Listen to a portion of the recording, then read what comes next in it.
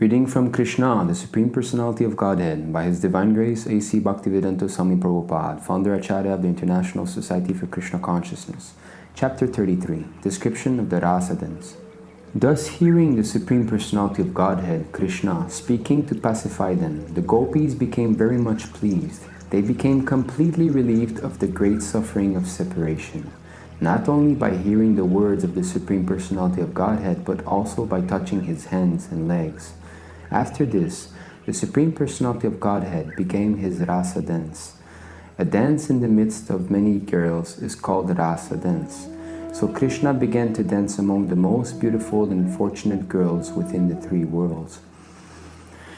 The gopis of Vṛndāvana, who were so attracted to him, danced with Krishna hand in hand. Krishna's Rasa Dance should never be compared to any kind of material dance, such as a ball dance or a society dance.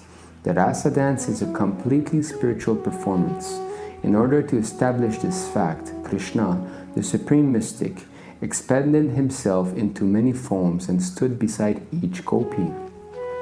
Placing his hands on the shoulders of the gopis on both sides of him, he began to dance in their midst.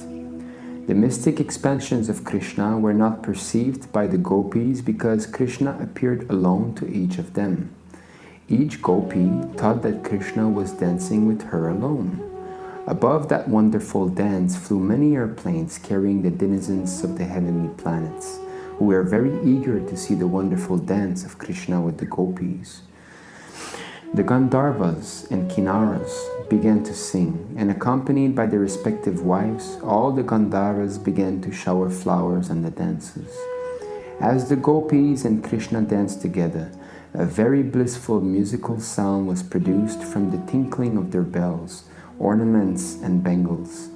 It appeared that Krishna was a greenish sapphire locket in the midst of a golden necklace decorated with valuable stones. While Krishna and the gopis danced, they displayed extraordinary bodily features. The movement of their legs, their placing their hands on one another, the movements of their eyebrows, their smiling, the movements of the gopis' breasts, clothes, and earrings, their cheeks, their hair with flowers. As Krishna and the gopis sang and danced, these combined to appear like clouds, thunder, snow, and lightning. Krishna's bodily features appeared just like a group of clouds. The gopis' songs were like thunder. Their beauty appeared to be just like lightning in the sky, and the drops of perspiration visible on their faces appeared like falling snow. In this way, the gopis and Krishna fully engaged in dancing. The necks of the gopis became tinted with red due to their desire to enjoy Krishna more and more. To satisfy them, Krishna began to clap his hands in time with their singing. Actually, the whole world is full of Krishna's singing, but it is appreciated in different ways by different kinds of living entities. This is confirmed in the Bhagavad Gita. Ye yatha mam prapadyante tams tathaiva bhajamyaham. Krishna is dancing, and every living entity is also dancing. But there is a difference between the dancing in the spiritual world and that in the material world. This is expressed by the author of the Chaitanya Charitamrita, who says that the master dancer is Krishna and everyone else is his servant. Everyone is trying to imitate Krishna's dancing. Those who are actually in Krishna consciousness respond rightly to the dancing of Krishna. They do not try to dance independently. But those in the material world try to imitate Krishna as the Supreme Personality of Godhead. The living entities are dancing under the direction of Krishna's Maya and are thinking that they are equal to Krishna. But this is not a fact. In Krishna consciousness, this misconception is absent. For a person in Krishna consciousness knows that Krishna is the Supreme Master and everyone else is his servant. One has to dance to please Krishna, not to imitate or attempt to become equal to the Supreme Personality of Godhead. The gopis wanted to please Krishna, and therefore, as Krishna sang, they responded and encouraged him by saying, "Well done, well done." Sometimes they presented beautiful music for his pleasure, and he responded by praising their singing. When some of the gopis became very tired from dancing and moving their bodies, they placed their hands on the shoulders of Sri Krishna. Then their hair loosened and flowers fell to the ground. When they placed their hands on Krishna's shoulder, they became overwhelmed by the fragrance of his body, which emanated from the lotus, other aromatic flowers, and the pulp of sandalwood. They became filled with attraction for him, and they began to kiss him. Some gopis touched Krishna cheek to cheek, and Krishna began to offer them chewed betel nuts from his mouth, which they accepted with great pleasure by kissing. And by accepting those betel nuts, the gopis spiritually advanced. The gopis became tired after long singing and dancing. Krishna was dancing beside them, and to alleviate their fatigue, they took Shri Krishna's hand and placed it on their raised breasts. Krishna's hand, as well as the breasts of the gopis, are eternally auspicious. Therefore, when they combined, both of them became spiritually enhanced. The gopis so enjoyed the company of Krishna, the husband of the goddess of fortune, that they forgot that they had any other husbands in the world, and upon being embraced by the arms of Krishna and dancing and singing with him, they forgot everything. Śrīmad-Bhāgavatam thus describes the beauty of the gopis while they were rasa dancing with Krishna. There were lotus flowers over both their ears, and their faces were decorated with sandalwood pulp. They wore tilak, and there were drops of perspiration on their smiling mouths. From their feet came the tinkling sound of ankle bells and bangles. The flowers within their hair were falling to the lotus feet of Krishna, and he was very satisfied. As stated in the Brahma Samhita, all these gopis are expansions of Krishna's pleasure potency. Touching their bodies with his hands and looking in their pleasing eyes, Krishna enjoyed the gopis exactly as a child enjoys playing with the reflection of his body in a mirror. When Krishna touched the different parts of their bodies, the gopis felt surcharged with spiritual energy. They could not adjust their loosened clothes, although they tried to keep them adjusted properly. Their hair and garments became scattered, and their ornaments loosened as they forgot themselves in the company of Krishna. While Krishna was enjoying the company of the gopis in the Rasa Dance, the astonished demigods and their wives gathered in the sky. The moon, being afflicted with a sort of lust, began to watch the dance and became stunned with wonder. The gopis had prayed to the goddess Katyayani to have Krishna as their husband. Now Krishna was fulfilling their desire by expanding himself in as many forms as there were gopis and enjoying them exactly like a husband. Srila Sukadev Goswami has remarked that Krishna is self-sufficient. He is Atmaram. He doesn't need anyone else for his satisfaction. But because the gopis wanted Krishna as their husband, he fulfilled their desire. When Krishna saw that the gopis were tired from dancing with him, he immediately began to wipe his hands over their faces so that their fatigue would be relieved. In order to reciprocate the kind hospitality of Krishna, the gopis began to look at him lovingly. They were overjoyed by the auspicious touch of the hand of Krishna. Their smiling cheeks shone with beauty, and they began to sing the glories of Krishna with transcendental pleasure. As pure devotees, the more the gopis enjoyed Krishna's company, the more they became enlightened with his glories, and thus they reciprocated with him. They wanted to satisfy Krishna by glorifying his transcendental pastimes. Krishna is the Supreme Personality of Godhead, the Master of all Masters, and the gopis wanted to worship him for his unusual exhibition of mercy upon them. The gopis and Krishna entered the water of the Yamuna just to relieve their fatigue from the Rasa Dance. The lily flower garlands around the necks of the gopis were strewn to pieces due to the gopis embracing the body of Krishna, and the flowers were reddish from being smeared with the kumkuma on their breasts. The bumblebees were humming about in order to get honey from the flowers. Krishna and the gopis entered the water of the Yamuna just as an elephant enters a water tank with his female companions. Both the gopis and Krishna forgot their real identities, playing in the water, enjoying each other's company and relieving the fatigue of rasa dancing. The gopis began to splash water on the body of Krishna, all the while smiling, and Krishna enjoyed this. As Krishna was taking pleasure in the joking words and splashing water, the demigods in the heavenly planets showered flowers. The demigods thus praised the super excellent Rasa Dance of Krishna, the supreme enjoyer, and his pastimes with the gopis in the water of the Yamuna. After this, Lord Krishna and the gopis came out of the water and began to stroll along the bank of the Yamuna, where a nice breeze was blowing, carrying the aroma of different kinds of flowers over the water and land. While strolling on the bank of the Yamuna, Krishna recited various kinds of poetry. He thus enjoyed the company of the gopis in the soothing moonlight of autumn. Sex desire is especially excited in the autumn season. But the wonderful thing about Krishna's association with the gopis is that there was no question of sex desire. It was, as clearly stated in the Bhagavata, description by Shukadeva Goswami, avaruddha saurata. The sex impulse was completely controlled. There is a distinction between Lord Krishna's dancing with the gopis and the ordinary dancing of living entities within the material world.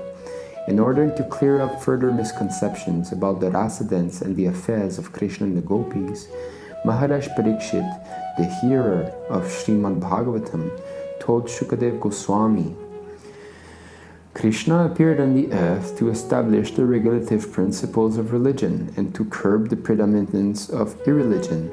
But the behavior of Krishna and the gopis might encourage irreligious principles in the material world. I am simply surprised that he would act in such a way, enjoying the company of others' wives in the dead of night. This statement of Maharaj Parikshit's was very much appreciated by Shukadeva Goswami. The answer anticipates the abominable acts of the Mayavadi impersonalists who place themselves in the position of Krishna and enjoy the company of young girls and women. The basic Vedic injunctions never allow a person to enjoy sex with any woman except his own wife. Krishna's appreciation of the gopis appeared to be distinctly in violation of these rules.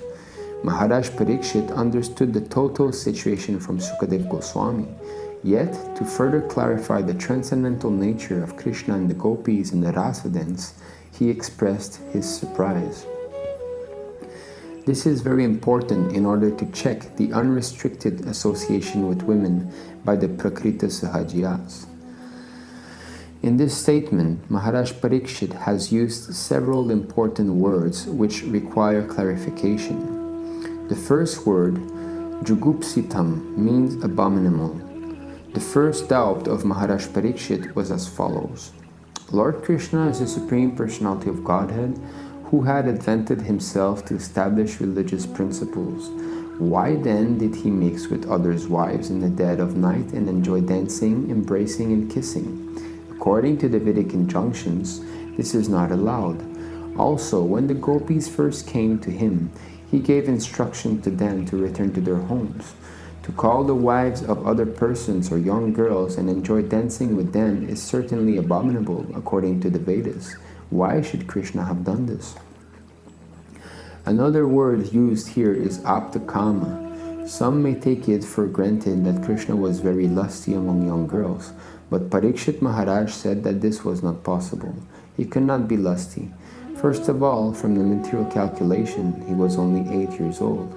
At that age, a boy cannot be lusty. Aptakama means that the Supreme Personality of Godhead is self-satisfied.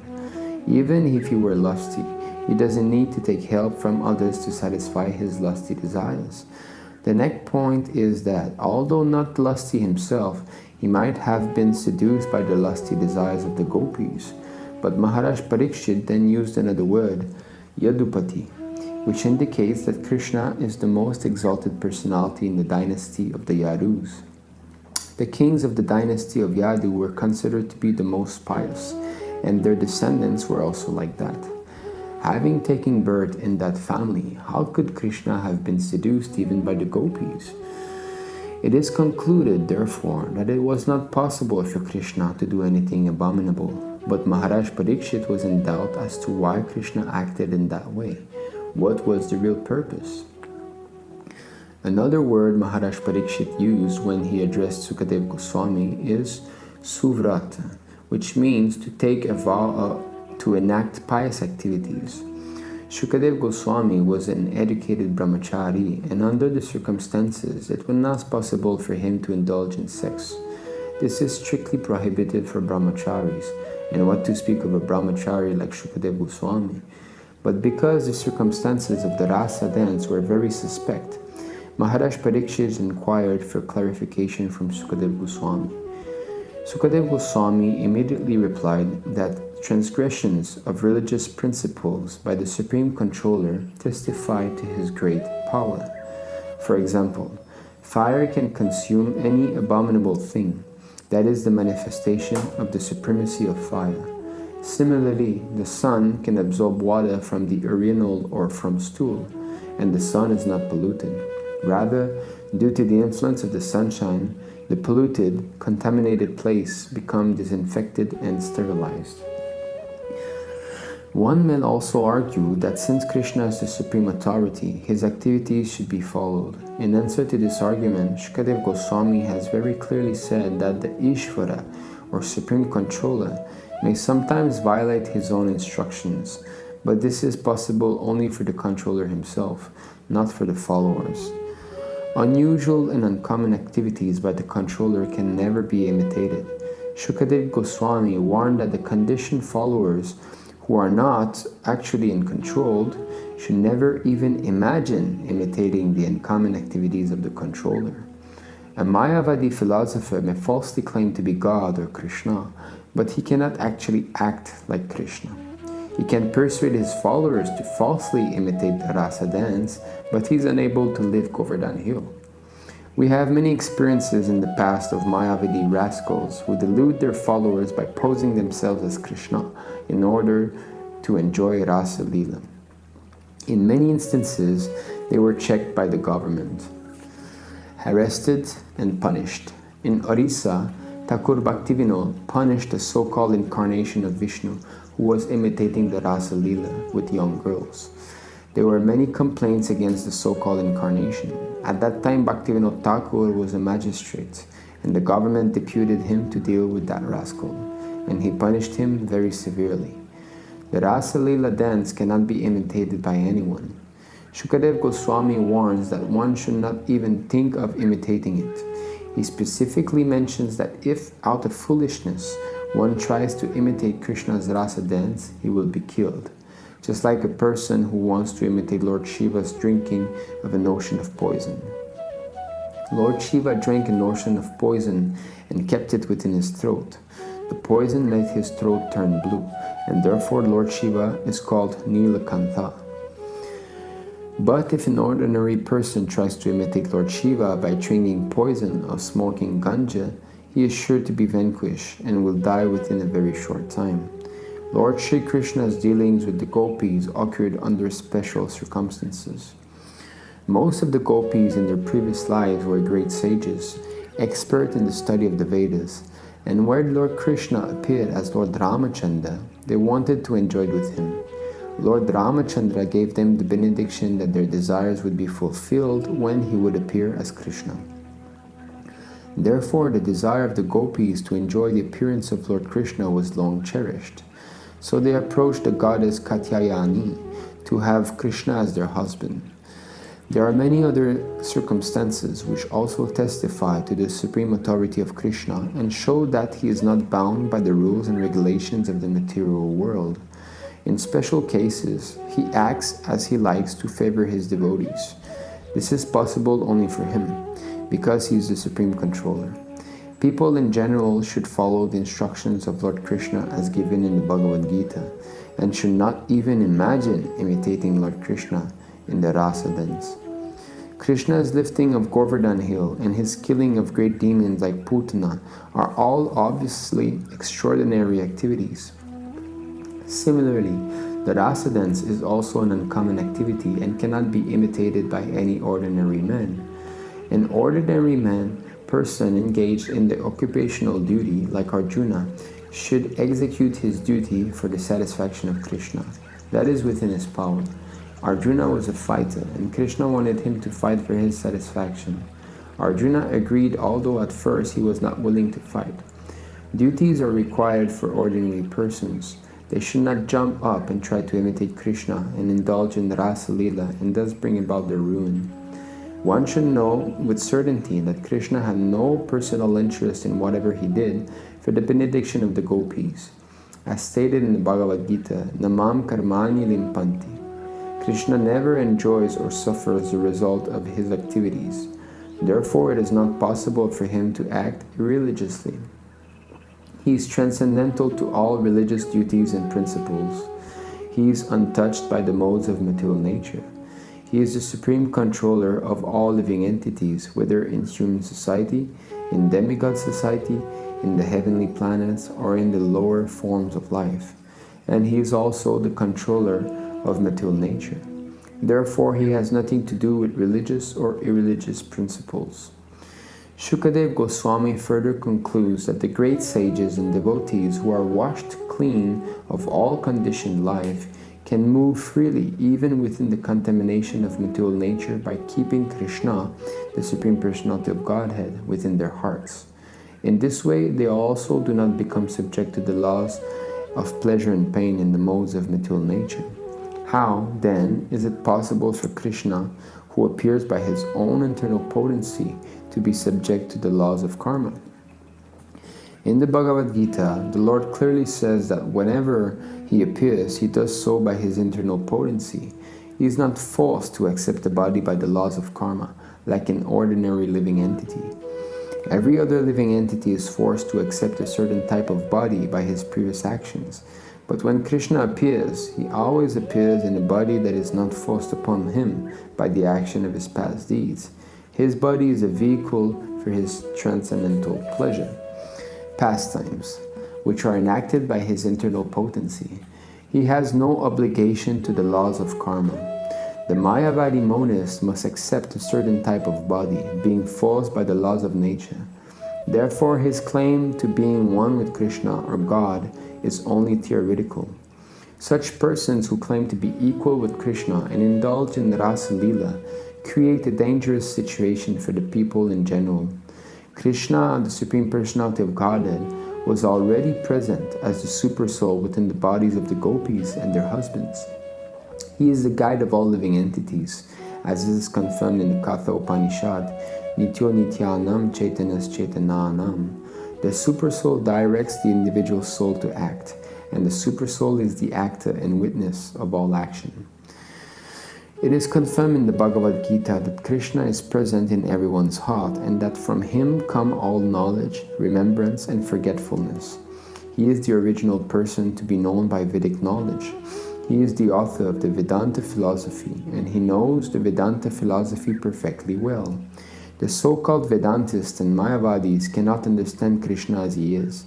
They simply mislead their followers by imitating the actions of Krishna in an unauthorized way. Krishna, the Supersoul of everyone, is already within the body of everyone. Therefore, if he sees someone or embraces someone, there is no question of impropriety. Some ask that if Krishna is self-sufficient, why did he at all manifest the pastimes with the gopīs, which are disturbing to the so-called moralists of the world? The answer is that such activities show special mercy to the fallen conditioned souls. The gopīs are expansions of his internal energy, but because Krishna wanted to exhibit the Rasa-līlā, they appeared as ordinary human beings. In the material world, pleasure is ultimately manifested in the sex attraction between men and women. The man lives simply to be attracted by women, and the woman lives simply to be attracted by men. That is the basic principle of material life. As soon as these attractions are combined, people become more and more implicated in material existence.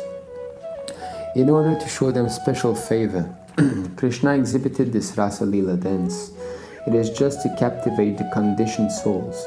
Since they are very much attracted by sex, they can enjoy the same life with Krishna and thus become liberated from the material condition.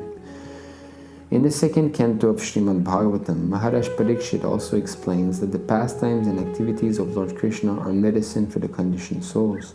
If they simply hear about Krishna, they become relieved of the material disease. They are addicted to material enjoyment and are accustomed to reading sex literature. But by hearing these transcendental pastimes of Krishna with the gopīs, they will be relieved of material contamination. How they should hear and from whom is also explained by Śrukadeva Goswami. The difficulty is that the whole world is full of mayavadis, and when they become professional reciters of Śrīmad-Bhāgavatam, and when people, without knowing the effect of the Mayada philosophy, hear from such persons, they become confused. Discussion of the Rāsa-līlā among people in general is discouraged because they are affected by the Mayavada philosophy. But if one is advanced, explains, and people hear from him, certainly the hearers will gradually be elevated to the position of Krishna consciousness and liberated from materially contaminated life. Another important point is that none of the gopis who dance with Krishna were in their material bodies. They dance with Krishna in their spiritual bodies.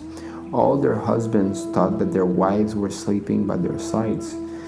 The so-called husbands of the gopis were already enamored with the influence of the external energy of Krishna. So by dint of this very energy, they could not understand that their wives had gone to dance with Krishna. What then is the basis of accusing Krishna for dancing with others' wives? The bodies of the gopis, which were their husbands, were lying in bed, but the spiritual parts and parcels of Krishna were dancing with him. Krishna is the Supreme Person, the whole Spirit, and he danced with the spiritual bodies of the gopis. There is therefore no reason to accuse Krishna in any way. After the Rasa Dance was over, the night of Brahma, a very, very long period, as mentioned in the Bhagavad Gita, turned into Brahma Muhurta. The Brahma Muhurta takes place about 1.5 hours before sunrise. It is recommended that one should rise from bed at that time and, after finishing daily ablutions, take to spiritual activities by performing Mangalarti and chanting the Hare Krishna mantra. This period is very convenient for the execution of spiritual activities. When that auspicious moment arrived, Krishna asked the gopis to leave. Although his beloveds were not willing to quit his company, they were very obedient to him. As soon as Krishna asked them to go home, they immediately left and returned home. Śrukadeva Goswami concludes this episode of the Rāsa-līlā by pointing out that if a person hears from the right source about the pastimes of Krishna, who is Vishnu himself, and the gopis were expansions of his energy, then he will be relieved of the most dangerous type of disease, namely lust. In other words, one who actually hears the Rāsa-līlā will become completely freed from the lusty desire of sex life and elevated to the highest level of spiritual understanding. Generally, because they hear the Rāsa-līlā from Mayavadis and they themselves are Mayavadis, people become more and more implicated in sex life. The conditioned soul should hear the Rāsa-līlā dance from an authorized spiritual master and be trained by him so that he can understand the whole situation. Thus one can be elevated to the highest standard of spiritual life, otherwise one be implicated. Material lust is a kind of heart disease, and to cure the material heart disease of the conditioned soul, it is recommended that one should hear, but not from the impersonalist rascals. If one hears from the right sources with right understanding, then his situation will be different. Śrukadeva Goswami has used the word Shraddhanvita. For one who is trained in spiritual life, Shraddha, or faith, is the beginning. One who has developed his faith in Krishna as the Supreme Personality of Godhead, the Supreme Spirit Soul, can both describe and hear the Rāsa-līlā. Śrukadeva also uses the word Anushnuyat. One must hear from the disciplic succession. Anu means following, and Anu also means always. So one must always follow the disciplic succession and not hear from any straight professional reciter, whether a Mayavadi or an ordinary man. Anushnuyat means that one must hear from an authorized person who is in the disciplic succession and always engage in Krishna consciousness. When a person hears the Rāsa-līlā in this way, the effect will be sure. He will be elevated to the highest position of spiritual life. Shukadeva Goswami uses two specific words, bhaktim and param. Bhaktim param means execution of devotional service above the neophyte stage. Those who are simply attracted to temple worship but do not know the philosophy of bhakti are in the neophyte stage. That sort of bhakti is not the perfectional stage. The perfectional stage of bhakti, or devotional service, is completely free from material contamination. The most dangerous aspect of contamination is lust, or sex life. Bhaktim Param devotional service is so potent that the more one advances in this line, the more he loses his attraction for material life. One who is actually deriving benefit from hearing the Rasa-līlā dance surely achieves the transcendental position. He surely loses all traces of lust in his heart. Srila Vishwanath Chakravarti Thakur points out that according to the Bhagavad Gita, Brahma's day and Brahma's night are periods of solar years expanding to 4,300,000 multiplied by 1,000. According to Vishwanath Chakravarti Thakur, the Rasa Dance was performed during the long period of Brahma's night, but the gopis could not understand that. In order to fulfill their desire, Krishna extended the night to cover such a great period of time. One may ask how this was possible, and Vishwanath Chakravarti Thakur reminds us that Krishna, although bound by a small rope, could show his mother the whole universe within his mouth. How was this possible? The answer is that he can do anything for the pleasure of his devotees. Similarly, because the gopis wanted to enjoy Krishna, they were given the opportunity to associate with him for a long period. This was done according to his promise. When Krishna stole the garments of the gopis while they were taking a bath at Chiragat on the Yamuna, he promised to fulfill their desire in some future night. In one night, therefore, they enjoyed the company of Krishna as their beloved husband. But that night was not an ordinary night. It was a night of Brahma, lasting millions and millions of years. Everything is possible for Krishna, for he is the supreme controller. Thus ends the Bhaktivedanta purport of the 33rd chapter of Krishna, description of the Rasa Dance.